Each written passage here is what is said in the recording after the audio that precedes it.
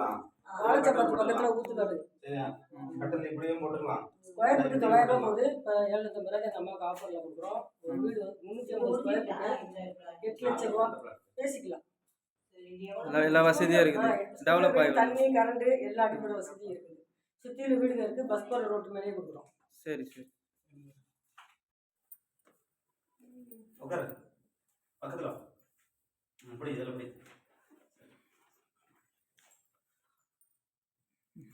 ஓகேயா? ஓகே. வாழ்த்துக்கள் மேடம். நிறைய நிறைய சீக்கிரம் கண்டிப்பா இன்னொரு இடம் வாங்குறீங்க.